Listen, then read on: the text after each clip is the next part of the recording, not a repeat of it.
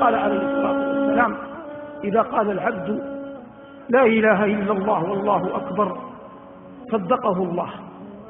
فقال رب العزة: صدق عبدي، لا إله إلا أنا وأنا أكبر. ويقول العبد: لا إله إلا الله وحده لا شريك له. يقول الله: صدق عبدي، لا إله إلا أنا ولا شريك معي.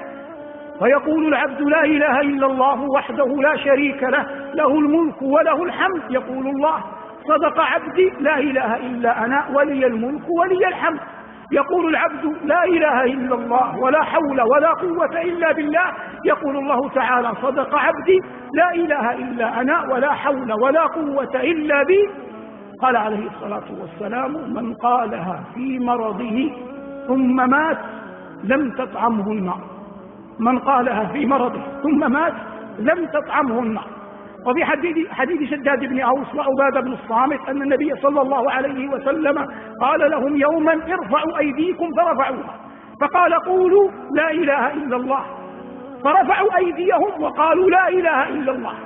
فقال صلى الله عليه وسلم: الحمد لله، اللهم بعثتني بهذه الكلمة ووعدتني عليها الجنة وإنك لا تخلف الميعاد. ثم وضع صلى الله عليه وسلم يديه وقال: ابشروا فقد غفر الله لكم، ابشروا فقد غفر الله لكم. كل هذا من التمكين لأهل لا إله إلا الله في الدنيا. وقال صلى الله عليه وسلم: من كان آخر كلامه في الدنيا لا إله إلا الله دخل الجنة يوما من الدهر وإن أصابه ما أصابه. وقال عليه الصلاة والسلام كما في مسند البزار بسند حسن أنه صلى الله عليه وسلم قال: لا إله إلا الله كريمة على الله ذات مكان، كريمة على الله ذات مكان، من قالها صادقا أدخله الله بها الجنة، ومن قالها كاذبا حقنت دمه وأحرزت ماله وإن لقي الله غدا حاسبه. فحتى من يقولها كذبا تحرز ماله وتحقن دمه وإن كان لا يعد مؤمنا. والمقصود من هذا أيها المباركون بيان عظيم وفضل هذه الكلمة المباركة.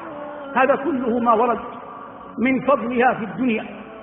أما ما ورد من فضلها في الآخرة فإن النبي صلى الله عليه وسلم قال: إن الله سيخلص رجلا من أمتي على رؤوس الخلائق ينشر له 99 سجلا كل سجل مد البصر، فيقول الله جل وعلا له: يا عبدي أتنكر مما ترى شيئا أظلمك كتبتي الحافظون؟ يقول: لا يا رب. فيقول الله عز وجل: ألك عذر؟ فيقول: لا يا رب. فيقول الله عز وجل: أما وإن لك عندنا بطاقة. فيقول: أي رب، فيها أشهد أن لا إله إلا الله وأشهد أن محمدا عبده ورسوله.